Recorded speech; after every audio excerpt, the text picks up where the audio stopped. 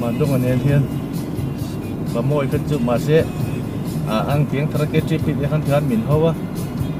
mình rằng cái gì nó bắt thu mình như nào chẳng chỉ mình bắt khát thì tổ mò chôn bắt khát chui nào anh nhìn thì hắn té bờ hắn ở rồi lúc cái đồ khui lá nghe ở mỏng lệ họ mà ní nó tịt xì hòn bụi lồi đó mà mò hành làm thì mấy anh đi ngem mà mò hành làm thì mấy anh đi ngem thiên lệ thiên lệ anh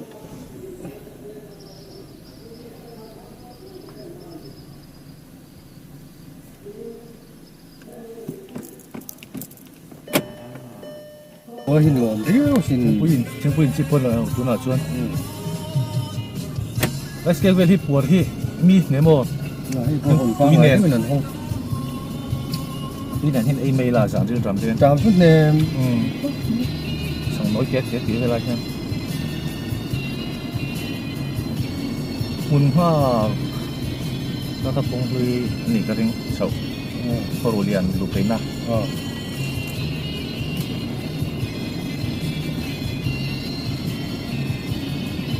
นั่นอย่างนี้นั่นข้อที่หนูมันระเบิดเร็วถ้าก็รู้แล้วเนี่ยเป็นว่าที่ด้วยก็มาไล่โก้บอยทำตรงเวลาอันส่วนไล่เวลาอันนี้เป็นสักโอซีระบาดเด่น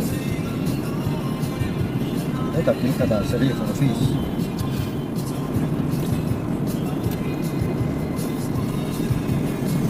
มาทุ่งแล้ว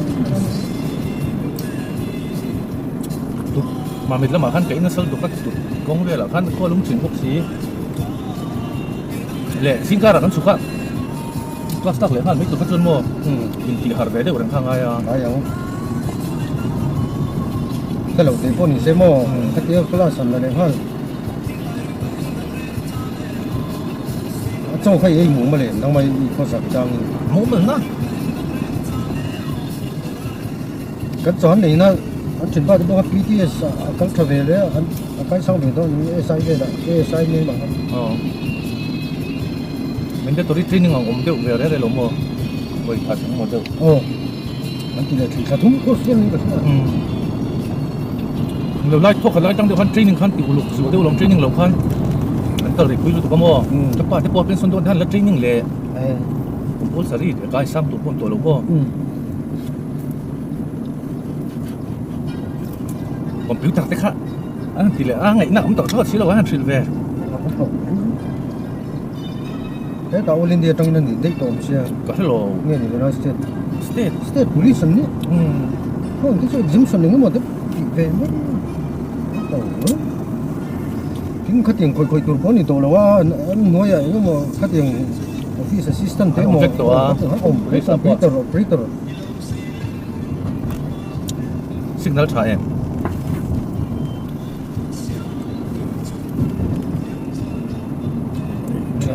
yên hãy đuổi tụi các mà tôi còn khỏi chung các khẩu phí chung thì có rủi gì mấy còn lúc còn lại chúng có rủi chừng còn lắm mà con sườn đâu lúng lì có ngoài cái rồi nó vắt chú cái này po ba số con trống vắt trên chú rủi haram mo xem hạt rẻ là có thể rồi quý mấy sẽ MST pay cho con vẫn hụt hụt tại đặc tục vật gì mấy hi chỉ tạo ba rồi là tạo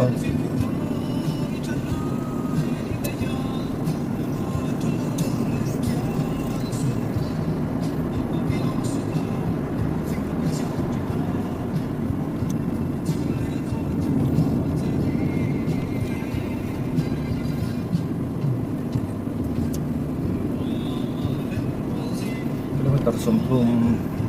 dakar khadle melihat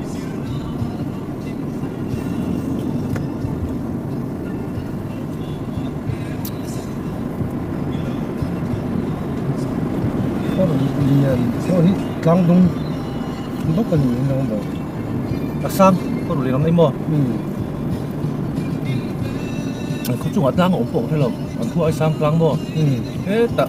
chẳng phi khá ai sam chưa hắn không thấy đâu mà thế anh biết được đó khẩn quý có có rắm pôn đó rồi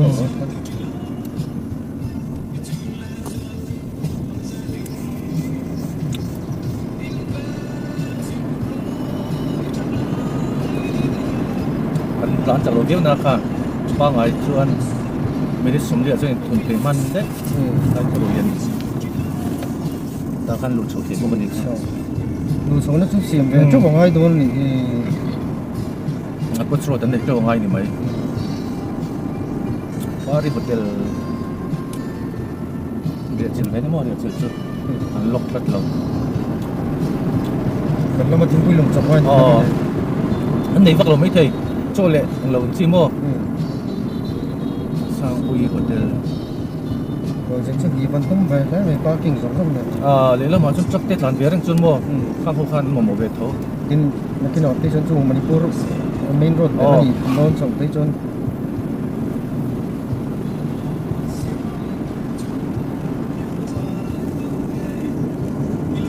cái lại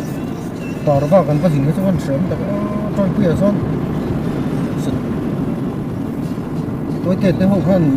không sẽ tấn công để ăn lồng phun lô cá trâu chung phùng chó mà mọt còn thì này bắt tiếng ấy nào luôn mua sau chín giờ phải kinh tế sau gần in bộ sẽ gần đây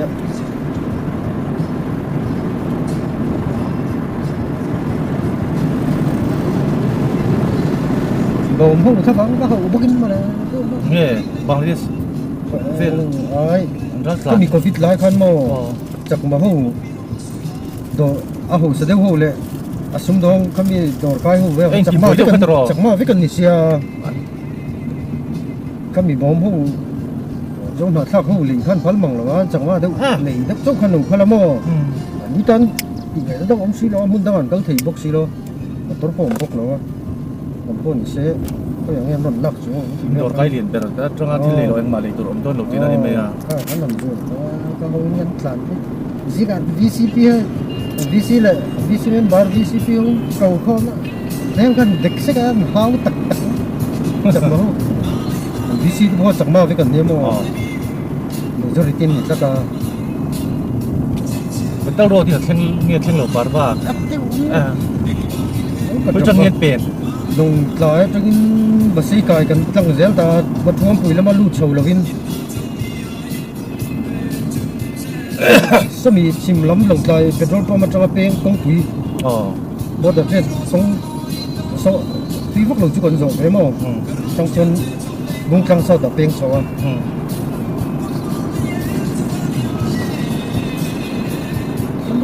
mình giống khoa con này ở chỗ những cái tổ chức đó thì không biết bao nhiêu con qua số cá thì nó khoa tiệp của mà cho nó tổ biết là nhỉ nó là không bốc thế nó một cái chậm máu rồi này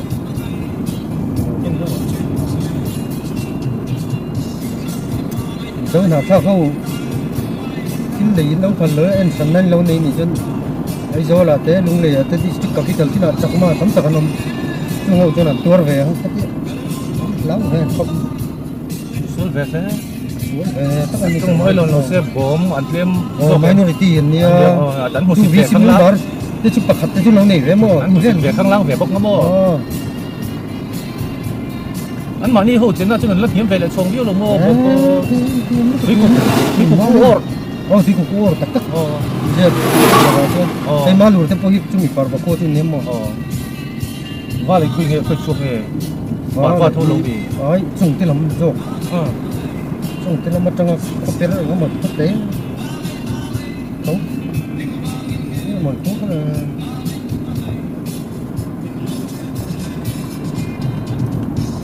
phối về tập cái để đầu chân mà location nó sẽ nó chẳng cần ngày nào luôn nó phải chịu tổ ông thì chú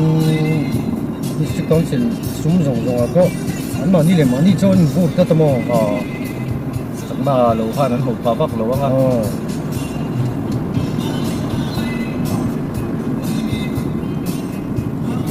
thằng này điên rồi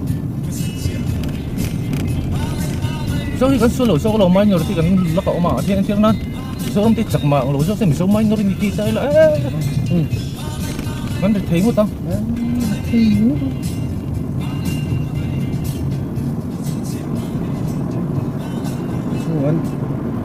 anh chẳng bảo hồi xưa làm tết chú sẽ là sinh nu rapino om này mình một cái gì anh phát cái file này có gì thì tên om đi mò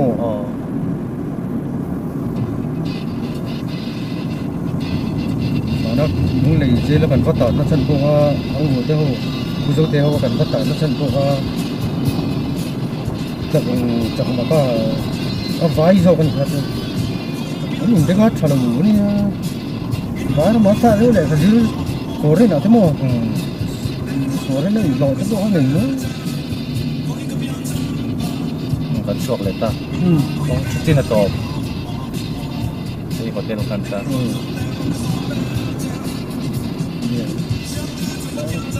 dâu mẹ cọc thì đúng rồi mẹ dâu mà trong đây nữa mẹ cọc có bu chia dâu xin mẹ cọc phí đâu có xin cái chú xin hệ anh kia anh chuồn con xuống với lom anh đi từ này tí xiêm tí lúc hồi bố của hắn vì sao mình lâu tới lại nó đi từ này có tí